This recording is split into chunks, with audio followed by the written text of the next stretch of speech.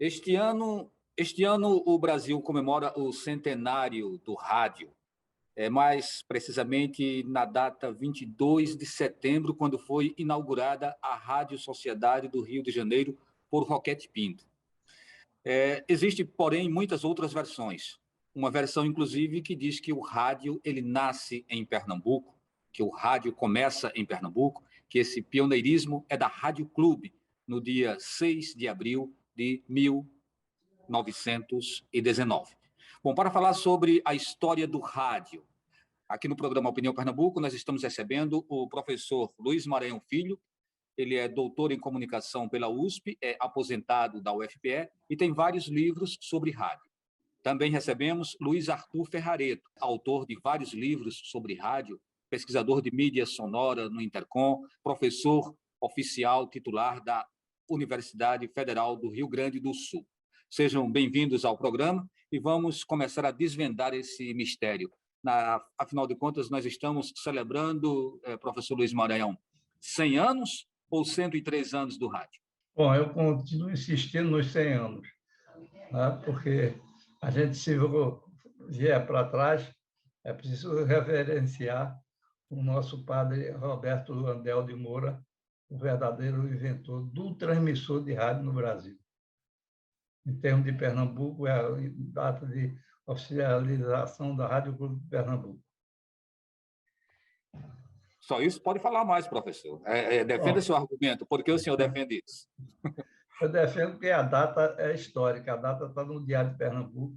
Eu tenho um companheiro de pesquisa, professor Pedro Cirico Vaz, de São Paulo, que confirmou tudo isso. Ele tem livro publicado e os dados dele são definitivos, porque ele passou uma temporada comigo aqui em Pernambuco e aprofundou sua pesquisa. É realmente uma pessoa muito séria, precisa ser consultado quando se levanta essas dúvidas, principalmente por parte do Sul. A figura de Roquete Pinto entra em foco sem ofensa nenhuma, mas com respeito, porque eu sou detentor do prêmio Roquete Pinto pela Academia Brasileira de Letras. Então, é um título que me honra muito. E então, vamos ainda nos debruçar mais um pouco sobre esse ponto.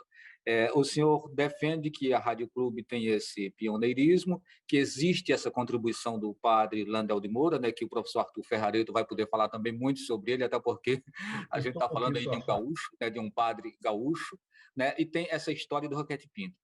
O que, na verdade, caracterizou essas primeiras transmissões da Rádio Clube?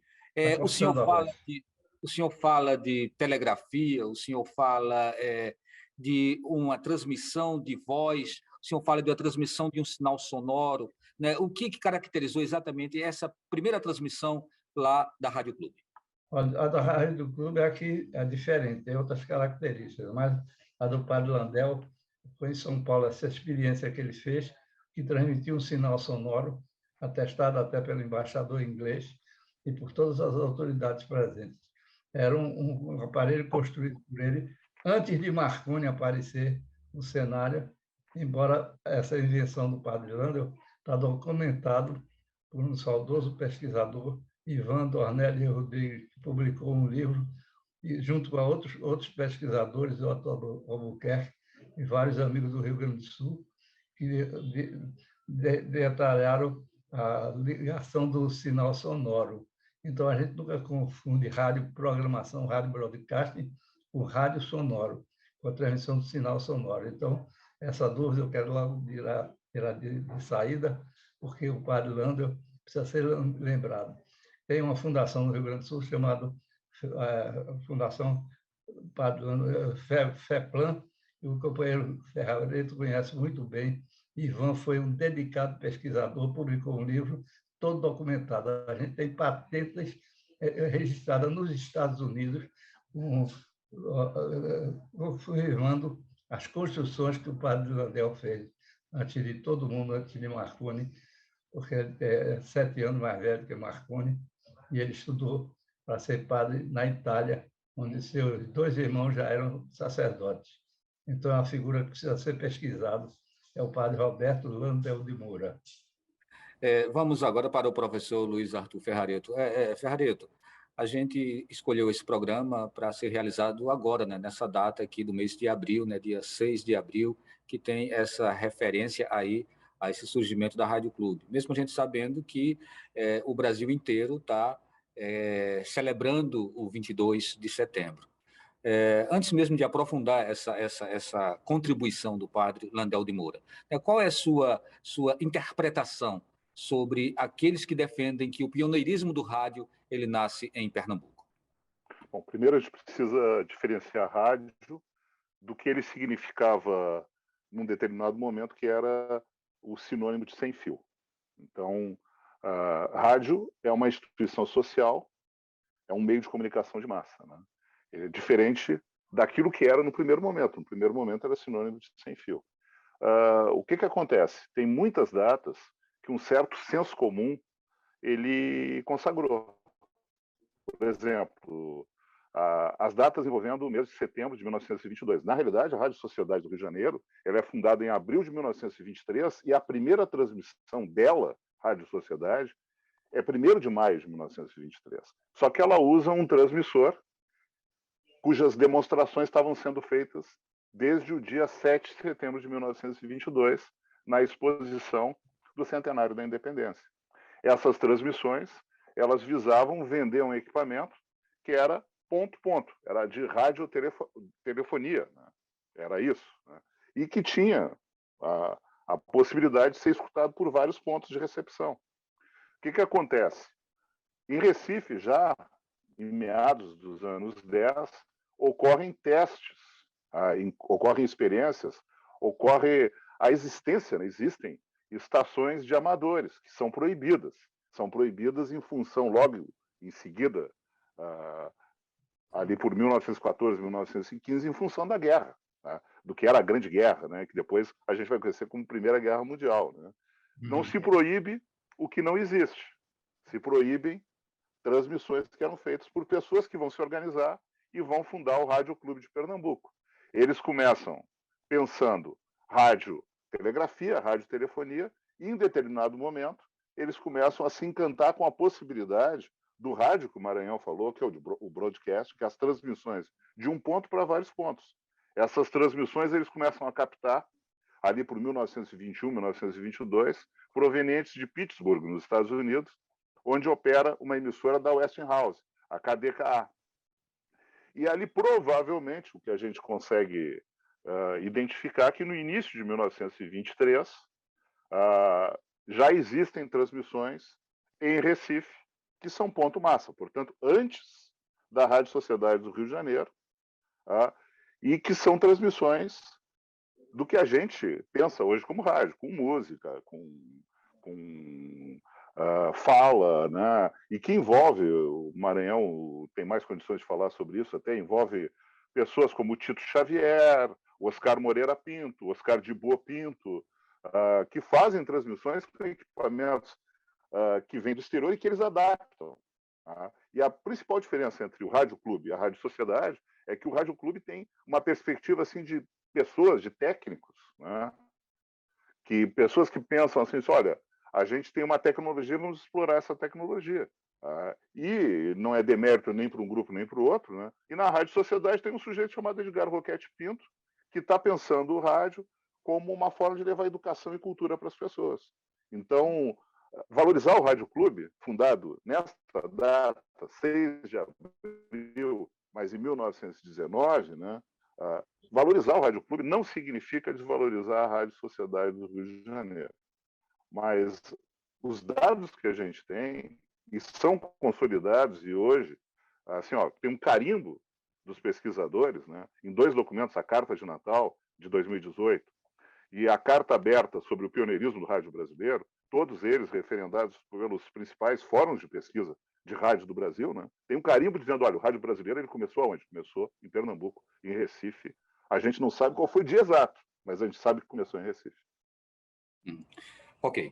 Professor Luiz Maranhão, em 2019, ou seja, há 3 anos, a Assembleia Legislativa de Pernambuco, ela também criou uma lei, né, que é a lei que tem o número 16.241, que institui o 6 de abril como sendo o Dia Estadual do Rádio.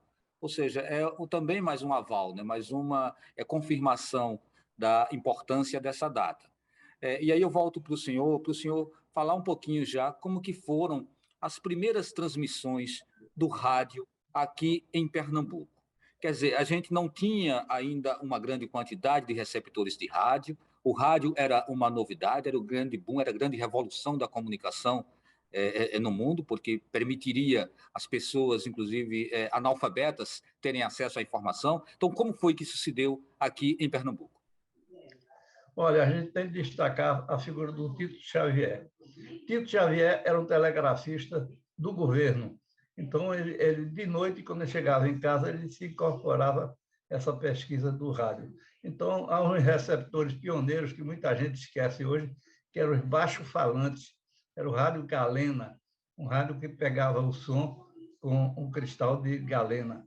Então, era o famoso baixo-falante, e o Tito era conhecido como o rei do baixo. Ele vendia esses receptores quando saía do emprego, então esses receptores eram feitos artesanalmente. Então, isso despertou no pesquisador Arthur Oscar do B. Pinto, que não deve ser confundido com Oscar Moreira Pinto, eles eram primos, mas Oscar do B é pioneiro, é muito anterior a Oscar Moreira Pinto. Depois eu cito a figura de Oscar Moreira Pinto, que é tida como fundador da Rádio Clube, quando na realidade não é. Ele foi insinuado nessa aventura pelo primo do Rio de Janeiro, Roquete Pinto, e quem vender a ele uma sucata que tinha ficado dos transmissores da Festa da Independência. E disse a ele, olha, você compra esse material, mas já tem uma atividade pioneira em Pernambuco, procure esse grupo e se incorpore. Então, juntaram os dois grupos já em 1923, não ainda em 1919. Então, esse é um detalhe que precisa ser esclarecido para não confundir Oscar Moreira Pinto com o primo Oscar do B. Pinto. Então, a adaptação do primeiro transmissor é de Oscar do B. Então, é um transmissor de telegrafia do laboratório francês Lucien Levy, que foi adaptado para a fonia. Ele era transmissor de linha de telegrama, mas para a fonia foi adaptado a existência de Recife, uma escola de eletricidade do Recife, que funcionava no bairro de Ponte do Shoa. Então, aí, curiosos advogados, comerciantes, jornalistas, estudavam física, e com essa física, o foco era realmente transmitir a voz humana. Ok, nós chegamos ao final do primeiro bloco. Eu sou o Valdir Oliveira, estou conversando com o professor Arthur Ferreira, Arthur Ferrareto, e também com o professor Luiz Maranhão, né? Ambos escritores e professores da área de mídia sonora. A gente volta daqui a pouquinho.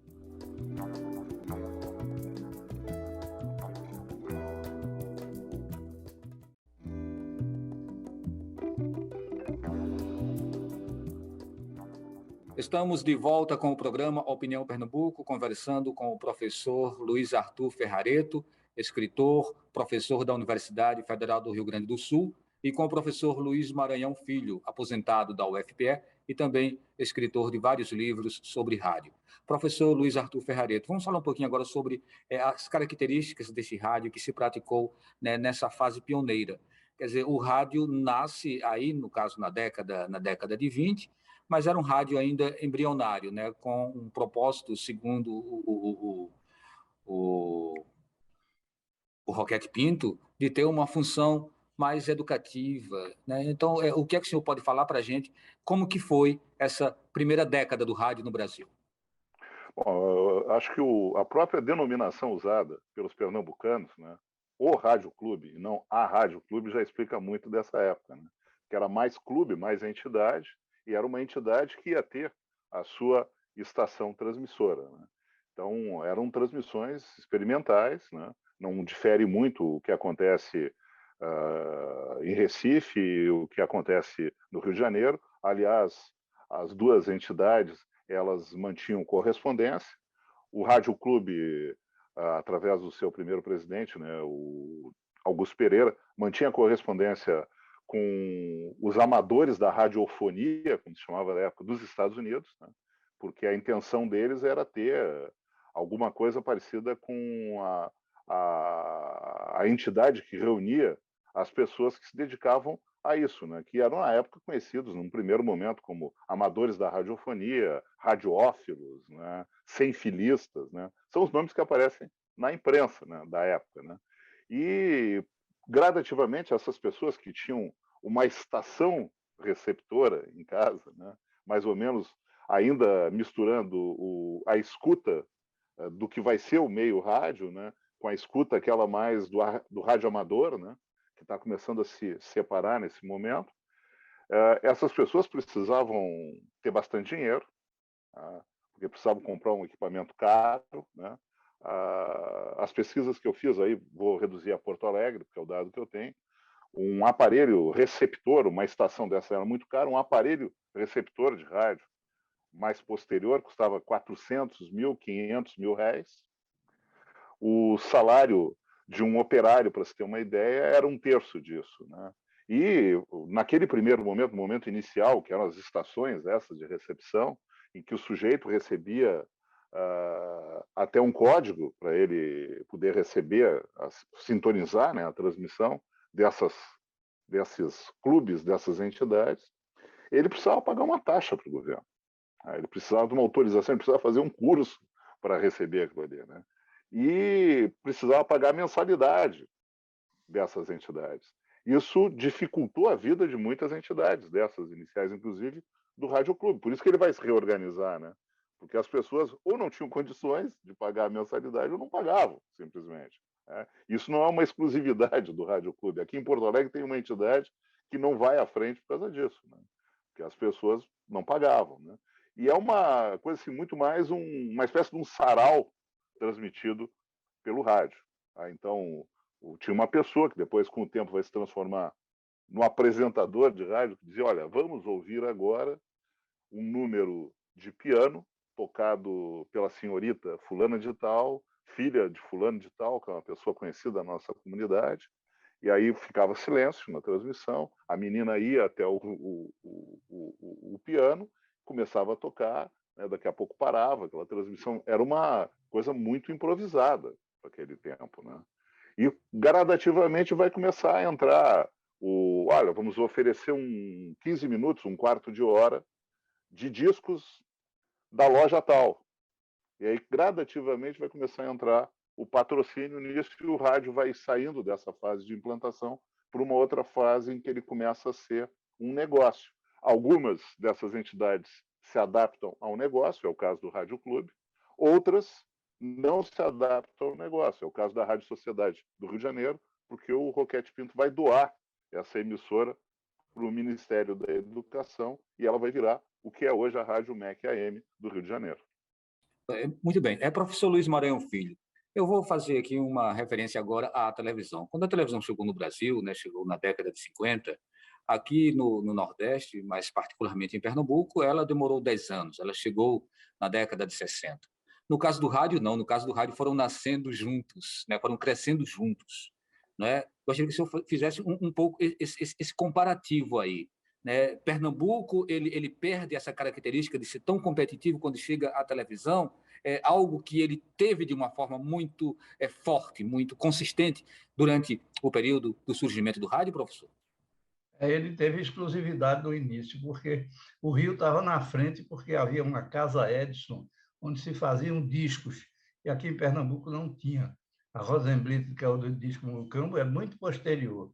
Então, todo mundo que viria aparecer tinha que ir ao Rio para gravar na Casa Edison. Daí, o bando dos Tangarás, que saiu aqui no Recife, Almirante, se incorporou no Rio Almirante, e a outros pioneiros do rádio, eles começaram a gravar na Casa Edison, era fanhosa.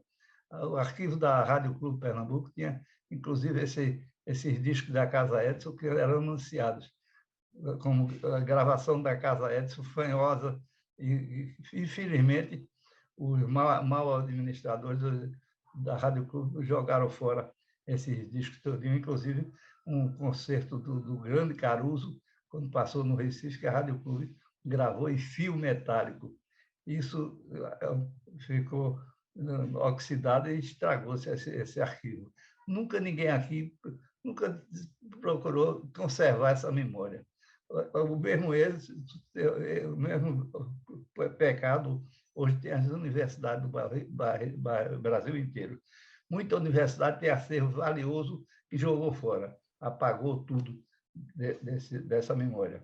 O Brasil sempre foi ruim de memória, por isso a gente não pode traçar uma história do Rádio Fiel como foi traçada aqui. Eu consegui filmar ainda nessa TV universitária que está no ar, o resto do transmissor, Luciano Levi, que estava na sucata da Rádio Globo, em Casa Amarela, na sala dos transmissores. Eram pedaços de um transmissor de telegrafia que foram adaptados por Oscar Dubé. Há uma coisa curiosa, que o primeiro microfone foi adaptado por ele numa lata de doce peixe, que era famosa na época, os furinhos que fizeram na tampa e 2 carvões magnéticos eram estirados pelo lado de dentro. Então, o Abílio de Castro, que foi o primeiro locutor do Brasil, me contava que tinha de ficar a 5 metros de distância para poder falar para esse alto-falante, desse microfone. Então, dava uma sonoridade horrível, não era muito audível, não. Ok. Professor Luiz Arthur Ferrareto, o rádio ele passa a ser utilizado, inclusive, como uma ferramenta importante para a mobilização, né, de conteúdos de cunho político, né? Getúlio Vargas faz isso.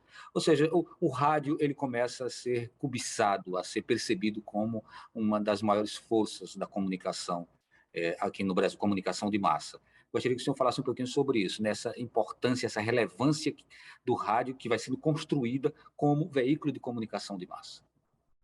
Olha, eu acho que ainda hoje dá para dizer, né, que se a gente for para o interior da Amazônia e só tiver numa casa lá no interior da Amazônia meio de comunicação de massa eletrônico, vai ser um radinho de pilha. E a pessoa vai estar ouvindo o que ainda resta de transmissões por ondas curtas, né? Acho que isso dá a dimensão do poder de penetração do rádio, né? O rádio, ele, desde que se inventou o transistor, ele acompanha as pessoas e simula essa noção de companheirismo, de estar junto das pessoas, estar próximo das pessoas. Essa ideia que tinha do radinho de pilha foi migrando para o celular. Então, as pessoas hoje escutam rádio também no celular. E o que garante todo esse poder ao longo da sua história, com certeza, é essa possibilidade de estar junto das pessoas, que vai sendo reforçada quando chega o transistor nos anos 60, né?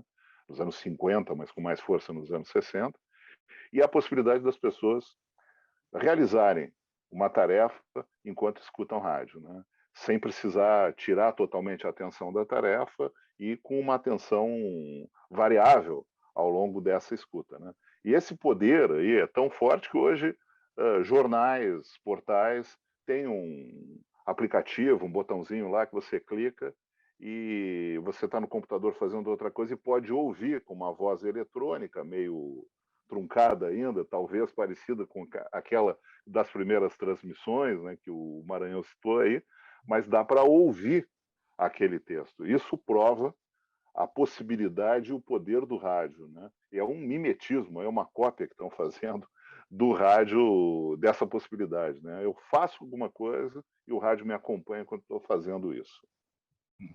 Professor Luiz Maranhão, é tempo chegando ao final, agora só um minutinho para o senhor resumir aí a sua dedicação, o seu amor, a sua paixão pelo rádio. Olha, eu queria destacar a posição do gaúcho. O Rio Grande do Sul foi um batalhador cruel, fiel desse desenvolvimento do rádio, principalmente o grupo de Ferrareto, no Rio Grande do Sul. A pesquisa poderia ter morrido se não é esse grupo. Muito obrigado. Do grupo do Rio Grande do Sul. Foi um grande apoio que a gente teve em Pernambuco, que eram nós dois, Rio Grande do Sul e Pernambuco, lutando contra os sudestinos do Rio de Janeiro porque as universidades do Rio de Janeiro sempre contestaram esse pioneirismo da gente, puxando para os cariocos, que eu chamo de cariocos, nós somos sudestinos, nós estamos nordestinos, eles são sudestinos, então puxando para lá. Mas vamos respeitar o pioneirismo das duas pontas, os gaúchos a cavalo e os nordestinos a pé. Então, por aí é que... Ok. Professor Arthur Ferrareto, o rádio ele é mais importante por conta da sua contribuição tecnológica ou por conta do seu significado mesmo, da sua relevância como meio de comunicação? E aí é também 1 minuto só para encerrar, né? Se quiser, em algum momento, falar aí do Landel de Moura, né? Citar pelo menos o Landel de Moura, né? Já que você também é gaúcho, fica com você a palavra. Não, assim, ó, o rádio é importante pelo impacto social dele, né? A tecnologia ela sustenta isso, né? E eu acho que o Landel é mais importante do que às vezes a gente coloca, porque num país pobre, enfim, sem as condições que o Marconi tinha, por ser de uma família rica, ele começou a desenvolver o sem fio. E hoje o sem fio está presente em tudo. Aí. Todo mundo fala em wireless, né? E o sem fio está presente, inclusive, no rádio, né? E eu queria agradecer a oportunidade de estar aqui com vocês, né? E especialmente com o Luiz Maranhão aí. O Luiz Maranhão é o sujeito que me convenceu de que o Rádio Clube tinha pioneirismo em relação ao Rio de Janeiro, embora eu seja um admirador do Roquete Pinto, que escreveu certa vez: quem sabe, ensine o que sabe para quem não sabe, que eu acho que é uma frase fantástica que resume a nossa importância. E aí a gente está, nesse momento, né, tentando ensinar que o rádio brasileiro começou em Recife, né? Não começou no Rio. Enfim, grande abraço para todos e todas. Ok, muito obrigado, professor Luiz Maranhão, muito obrigado, professor Luiz Arthur Ferrareto. Agradecemos também a todos e todas que nos acompanharam no programa de hoje, falando sobre a história do rádio no Brasil. Eu sou Valdir Oliveira e me encontro com vocês em um próximo programa.